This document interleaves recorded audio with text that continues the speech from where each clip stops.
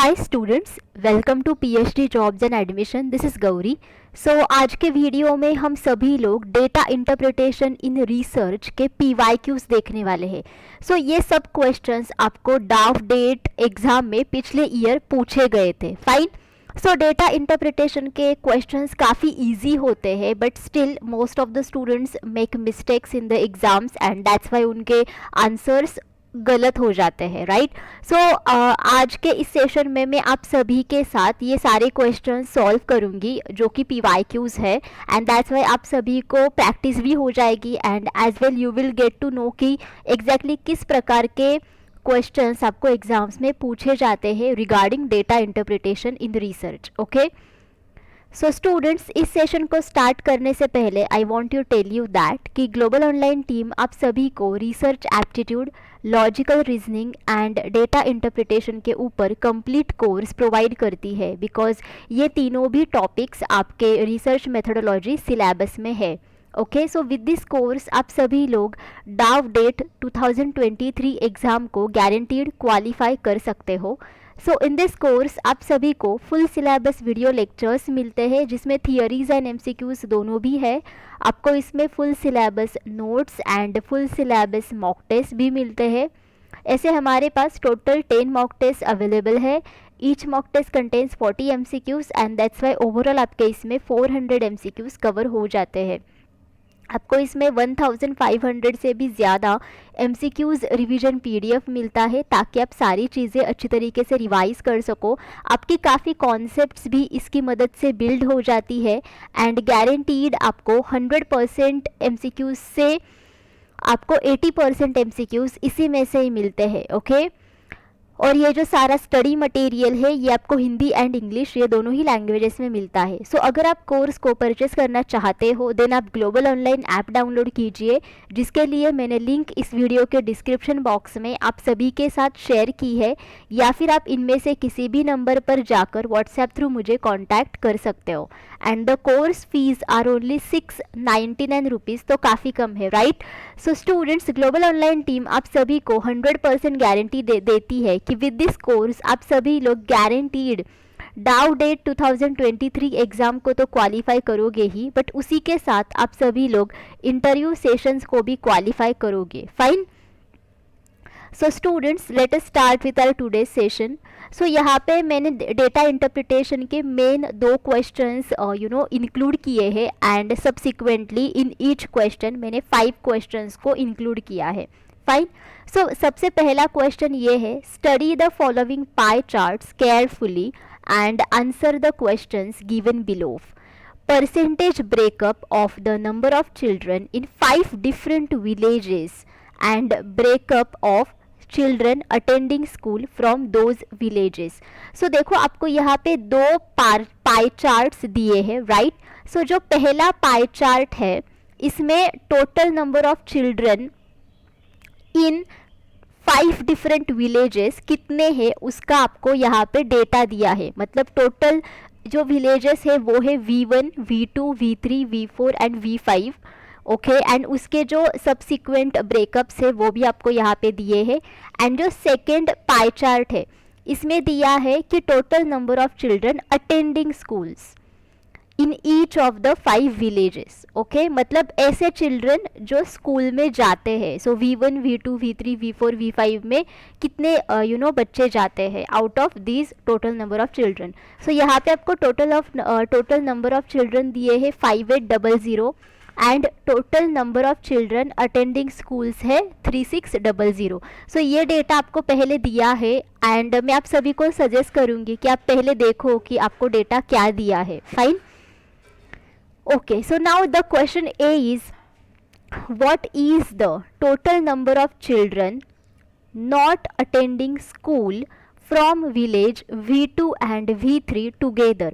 Okay, so देखो आपको क्या पूछा है कि number of children not attending school from village V2 and V3 together, right? But यहाँ पे आपको डेटा क्या दिया है, total number of children कितने हैं in each of the villages and total number of children attending schools in each of the villages, right. So आपको सबसे पहले क्या करना पड़ेगा, ये जो आपको परसेंटेजेस में जो दिए हैं नंबर्स, आपको इन सारे परसेंटेजेस को आपको नंबर्स में कन्वर्ट करना पड़ेगा। सो जैसे कि यहाँ पे आपको सिर्फ V2 एंड V3 विलेज के लिए पूछा है, सो दैट्स वाई यहाँ पे आप सिर्फ उन्हीं के लिए कैलकुलेशन करो, बाकी के लिए मत करना, बिकॉज उसमें आपका टाइम वेस्ट हो जाएगा। So for V2 total number of children कितने हैं 5800, बट उसी में से V2 के लिए परसेंट कितना है 24%। सो अगर आपको इसको कैलकुलेट करना है then what you will do it, 5800 cross 24 divided by 100। Okay, so इससे आपको नंबर मिल जाएगा कि कितने बच्चे V2 विलेज में है overall. Okay fine, so the calculation for this will be 1392। Fine, okay, so ये हो गया V2 के लिए। नाउ V3 के लिए कितने होंगे, देखो V3 का परसेंटेज है 11%। फाइन, सो उसके लिए आपको अलग से करना पड़ेगा 5800 क्रॉस 11 डिवाइडेड बाय 100। सो ये जो आपको वैल्यू मिलने वाली है वो है 638। Fine, okay, so after that आपने ये तो टोटल नंबर ऑफ चिल्ड्रन की वैल्यू निकाल दी। Now calculate for the children attending schools. Okay, so उसके लिए अगेन V2 के लिए आप निकालोगे, but here total number of children कितने हैं 3600, राइट। सो 3600 एंड V2 का जो परसेंटेज है यहाँ पे वो है 28%। सो 28 डिवाइडेड बाय 100, राइट। सो ये जो आपको वैल्यू मिलने वाली है वो है 1008। Again calculate the same for V3, but V3 का जो परसेंटेज है वो देखो, what is that 14%, right. Then 14 divided by 100 करो, then again you will get the value 504। But यहाँ पे आपको क्या पूछा है, not attending school, right. So अगर ये आपको कैलकुलेट करना है देन ऑब्वियसली आपको टोटल नंबर ऑफ चिल्ड्रन जितने हैं उनसे आपको जो बच्चे जाते हैं स्कूल में उनको आपको सब्सट्रैक्ट करना पड़ेगा। यानी कि V2 के लिए आपको क्या करना पड़ेगा, 1392 माइनस 1008 करना पड़ेगा। सो ये जो आपको वैल्यू मिलेगी वो मिलेगी 384। फाइन, V3 के लिए again do the same, 638 minus 504 करो, then you will get the value 134। Now आपको दोनों ही विलेजेस को मिला के पूछा है, so yes do 384 plus 134, then आपको यहाँ पे जो वैल्यू मिलने वाली है वो है your answer 3, that is 518। Okay, next is the number of children attending school from village V1 is approximate what percent of the number of children from that village। सो यहाँ पे एग्जैक्टली आपको परसेंट वैल्यू निकालनी है। किसका percent निकालना है कि जो बच्चे V1 विलेज के स्कूल में जाते हैं to the percent of the number of children from that village. Okay, मतलब यहाँ पे आपको एग्जैक्टली क्या निकालना है, number of children okay attending the school, fine, divided by total number of children in that village, म्हणजे V1 आई मीन टू से कि V1 विलेज क्रॉस 100, ये वैल्यू आपको निकालनी है। सो इसके लिए सबसे पहले आपको V1 में जो बच्चे स्कूल में जाते हैं ओके उनका आपको यहाँ पे वैल्यू निकालना पड़ेगा, राइट। जो कि हमने जैसे कि हमने V2 एंड V3 के लिए किया वैसा ही V1 के लिए करो। देन फॉर दैट आपको जो V1 की वैल्यू मिलेगी what will be that 540, fine. And जो टोटल नंबर ऑफ चिल्ड्रन है V1 में उसके लिए भी आपको एक वैल्यू मिल जाएगी, वो होगी 928, fine. So number of children attended school is what 540 divided by total number of children कितने हैं उस गांव में 928, क्रॉस 100 करो, then you will get the value which is equal to 4, that is 58%, fine. Okay, Next is, what is the approximate average number of children not attending school from village V2, V3 and V4 together? देखो यहाँ पे आपको average पूछा है, सो यानी कि आपको यहाँ पे क्या पूछा है, mean. What the mean, mean किसका मीन पूछा है, number of children not attending school from village V2, V3 and V4. So that's Y सबसे पहले आपको V2, V3 and V4 villages में कितने सारे बच्चे स्कूल में नहीं जाते हैं उनका आपको पहले नंबर निकालना पड़ेगा, एंड फ्रॉम दैट नंबर आपको V2, V3 प्लस V4 करके डिवाइडेड बाय 3 करना है. सो ये जो आपको वैल्यू मिलेगी, so it will be your average mean. Okay, so ये आपको इस क्वेश्चन में पूछा है.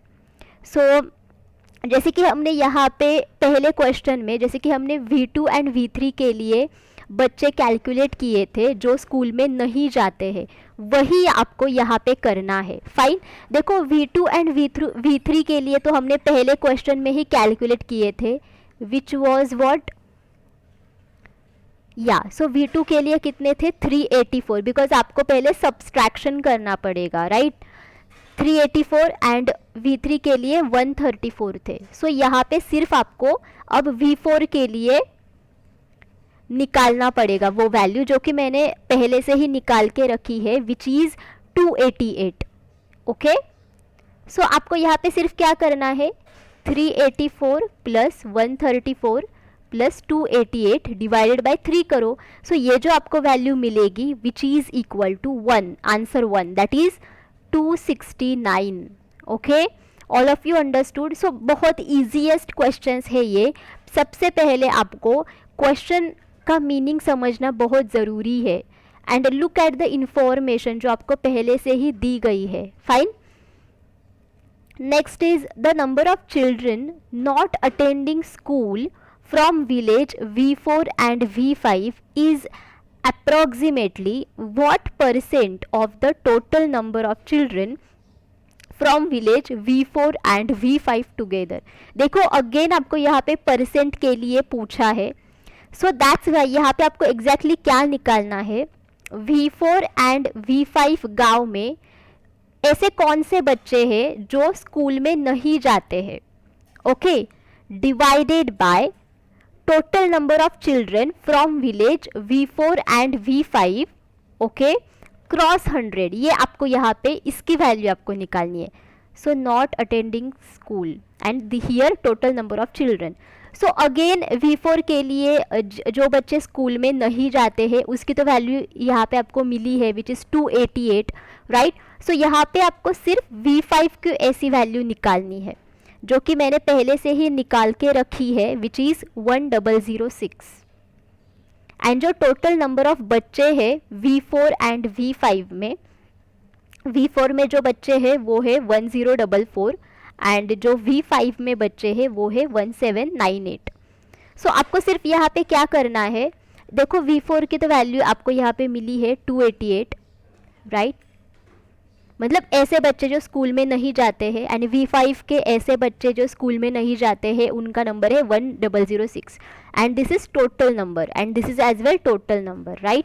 सो पहले V4 प्लस V5 करो जहाँ पे बच्चे स्कूल में नहीं जाते हैं, upon total number of children करो क्रॉस 100. इतना ही करना है सिर्फ. सो इसको कैलकुलेट करो, then you will get the value which is equivalent to 4, that is 46%. Okay, because यहाँ पे आपको परसेंट के लिए पूछा है, देन हमेशा आपका आंसर भी परसेंट में ही आएगा. Fine. What is the ratio of the total number of children from village V4 to the number for children attending school from the same village? देखो यहाँ पे आपको रेशो पूछा है. What the ratio total number of children from village V4 मतलब village V4 में total क्या है number of children upon number of children or number for children attending school of that village. Okay, V4. सो यहाँ पे V4 total जो amount है वो हमें मिली थी, विच इज़ व्हाट 1044, राइट. सो यहाँ पे लिखो 1044 डिवाइडेड बाय, जो बच्चे स्कूल में जाते हैं उनका जो नंबर है वो है 756. देखो ये वैल्यूज आपको यहाँ पे ही मिल जाएंगी क्वेश्चन 3 में, जहाँ पे आपको पहली बार V4 के लिए पूछा गया था. सो बाद में अगेन आप कैलकुलेट मत करना. Fine, okay.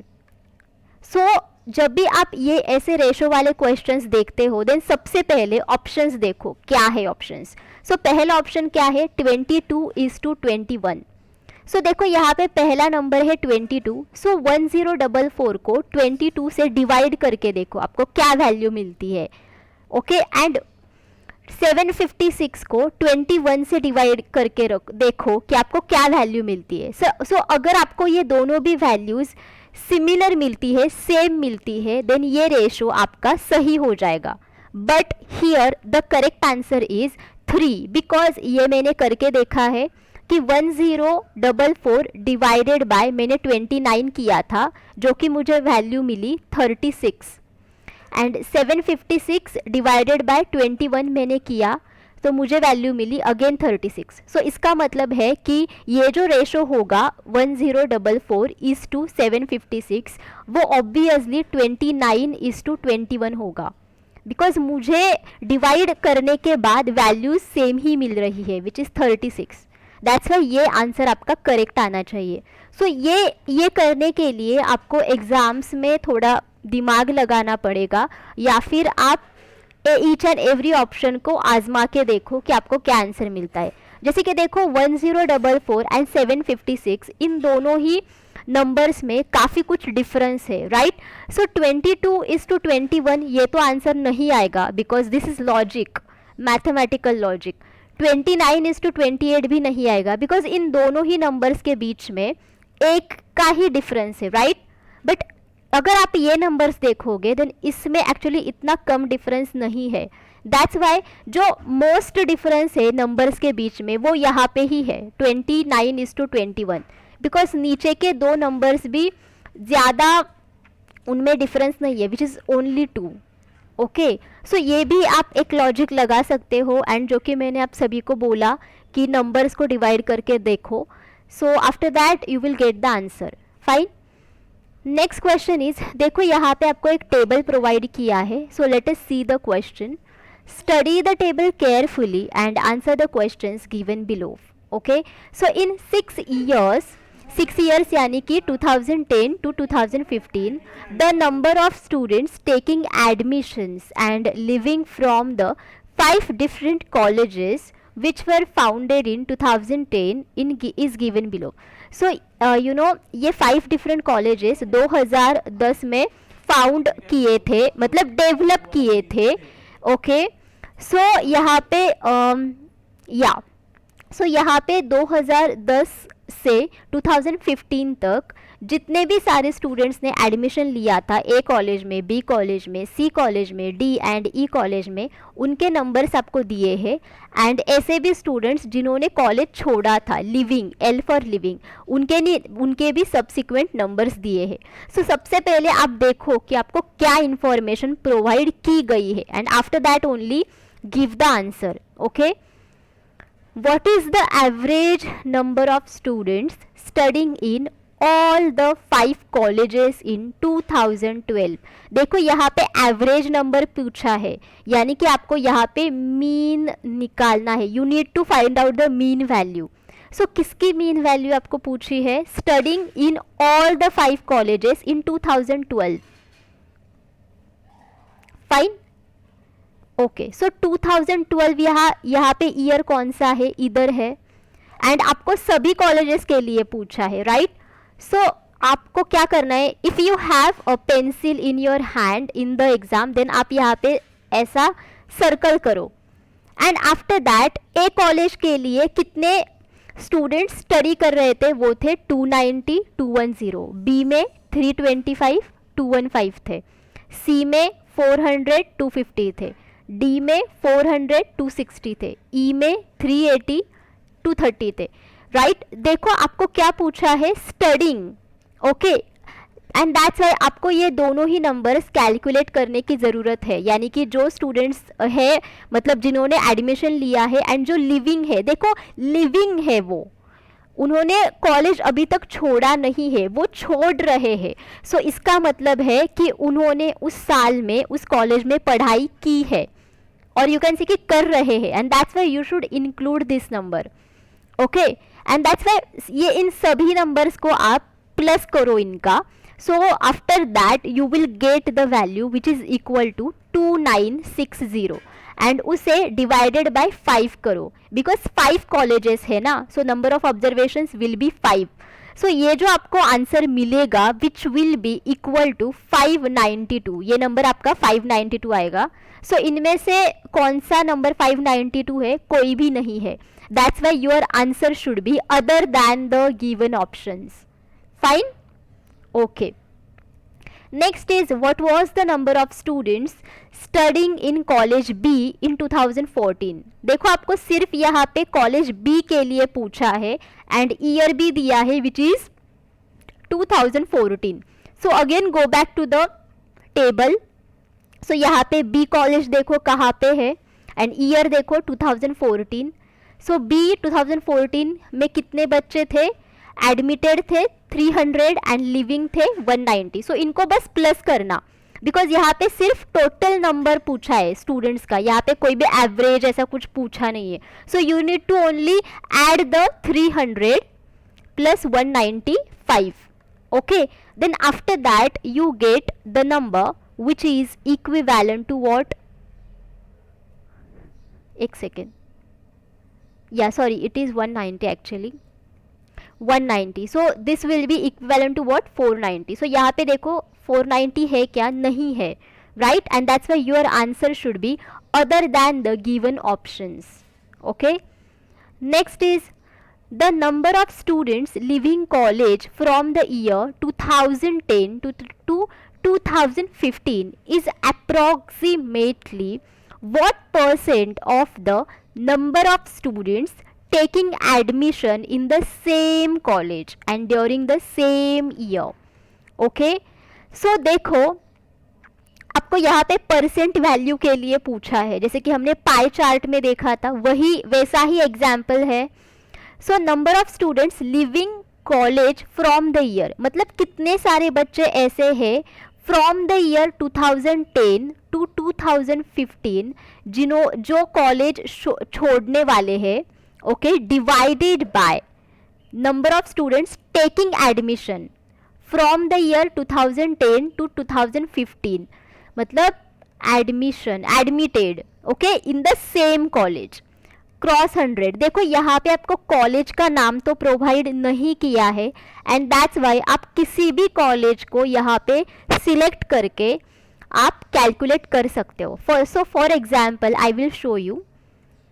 सो सपोज मैंने कॉलेज ए सिलेक्ट किया है, ओके, एंड कॉलेज ए में मुझे 2010 से 2015 में जितने भी सारे बच्चे थे जिन्होंने जो एक्चुअली कॉलेज लीव करने वाले हैं वो वैल्यूज़ मुझे पहले नोट करनी है। सो वो वैल्यूज़ मैंने यहाँ पे नोट कर ली।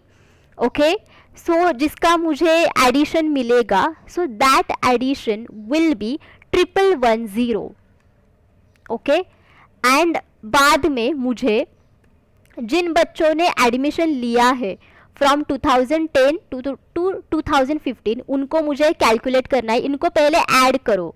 Then after that you will get the value which is equal to 2820 and cross 100 करो। So after this calculation you will get value which is equal to 39%। Fine, so यहाँ पे देखो इधर है 39%, सो your answer should be equal to 39%।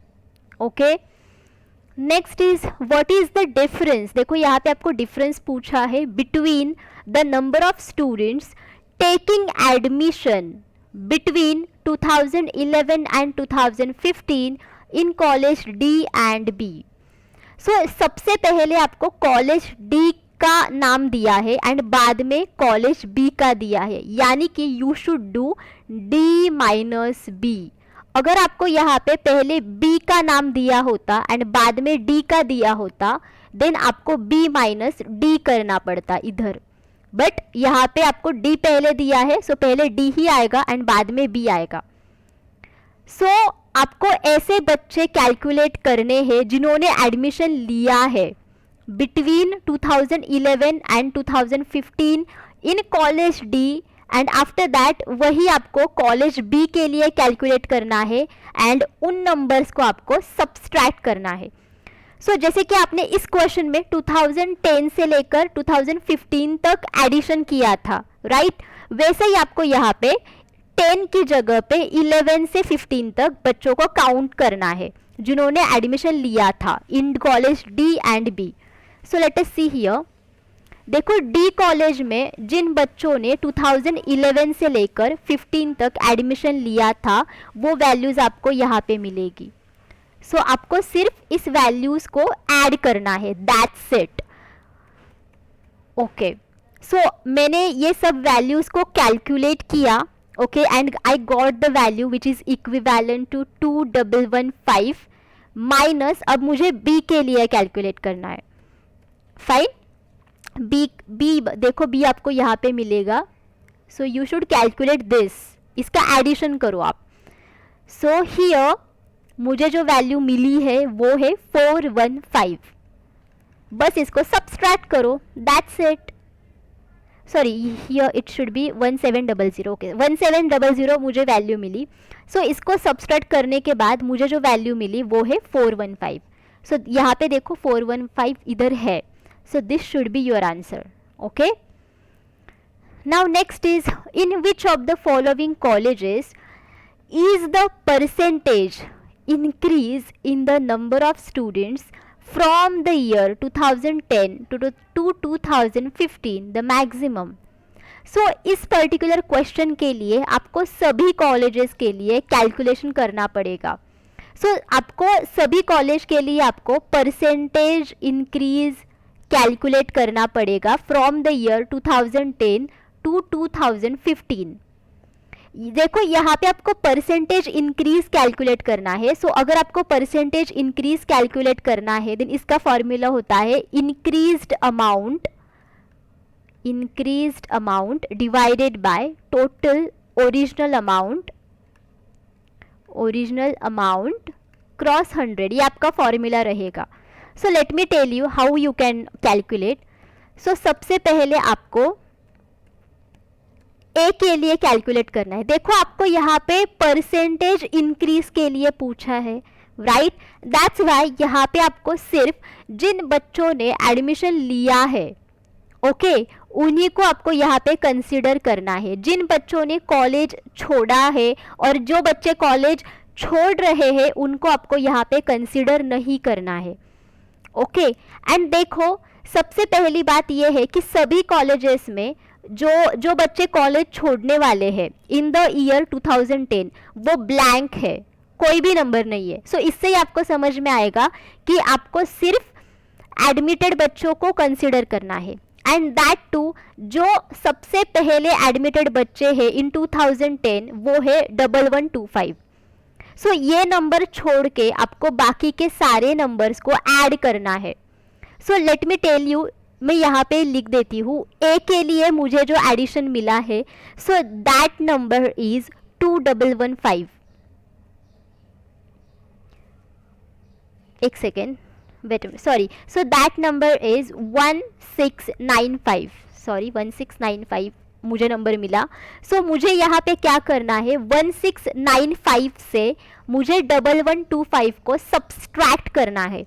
So why I am doing subtraction, जो increased amount मैंने आपको बताई वो इंक्रीज्ड अमाउंट निकालने के लिए आपको ये करना पड़ेगा। सो 1695 माइनस 1125 करना आपको, ओके। सो ये जो आपको वैल्यू मिलेगी वो मिलेगी व्हाट, 570। सो जैसे कि आपने देखा अगर आपको परसेंट इंक्रीज निकालना है देन उसका फॉर्मूला क्या है, increased amount divided bye original amount, okay. Cross 100, ये आपको करना है. Okay, so here your value will be 570 divided by your original amount. What is your original amount? What is that? So your original amount is 1695 divide cross 100. So ये amount आपको मिलेगी which is equal to what 34%. सो ये सब आपको सभी colleges के लिए आपको साइड बाय साइड कैलकुलेट करना है. सो ए के लिए कैलकुलेट करो, बी के लिए करो, सी के लिए करो, डी के लिए करो एंड ई के लिए करो. Okay, have you got it? Have you understood? So मैंने इन सभी के लिए कैलकुलेट किया एंड दैट्स वाई मुझे जो वैल्यू सभी के लिए मिली वो है, मैं आपको बताती हूँ. बी के लिए मुझे वैल्यू मिली which is actually equivalent to 38%. C के लिए मुझे मिली which is 38%. Okay, then D के लिए जो मुझे मिली which is actually 24%. Okay, and जो ई के लिए मुझे मिली which is equivalent to actually 23%. Okay, so ये जो बी एंड सी के लिए मुझे जो वैल्यूज़ मिली है actually these values actually are point में थी. सो मैंने उनको राउंड ऑफ करके ऐसा किया, बट सबसे जो ज़्यादा वैल्यू थी वो मुझे सी के लिए मिली. ओके, सी के लिए मिली. या so that's why here the correct answer for your answer should be C, that is 5. All of you understood? I know थोड़ा डिफ़िकल्ट है समझने में, बट जैसा आप इस पर्टिकुलर प्रॉब्लम्स को सॉल्व करोगे you will understand everything. Fine.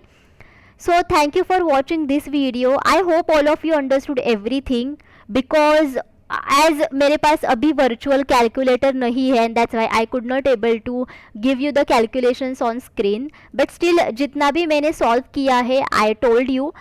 Actually overall the things is that कि आपको सिर्फ कैलकुलेट करना है and you need to understand the data जो आपको दिया है and you should know कि परसेंटेज इंक्रीज क्या है, उसका फॉर्मूला क्या है. you should know कि एवरेज का फॉर्मूला क्या है. you should know कि अगर आपको ऐसा क्वेश्चन पूछा जाए okay what percent of the number of students, मतलब व्हाट परसेंट ऑफ समथिंग, अगर आपको ऐसा पूछा है देन उसके लिए आप कैसा फॉर्मूला यूज़ करोगे. Fine. So these are the things that you should consider first of all.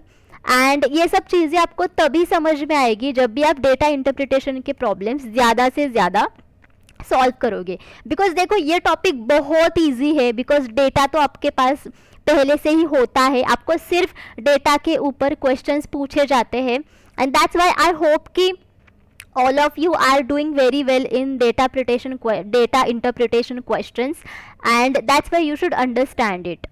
Fine. Okay, so don't do mistakes in these kinds of questions. मतलब अच्छे से डेटा देखो एंड अच्छे से सॉल्व करो. Don't be confused. Okay, and जितना पूछा है उतना ही सॉल्व करो, उससे ज़्यादा करने के लिए मत जाओ बिकॉज उसमें आपकी जो टाइम है वो भी काफ़ी वेस्ट हो जाएगी. Okay, so still if you have any doubts you can ask me in the comment box. Fine.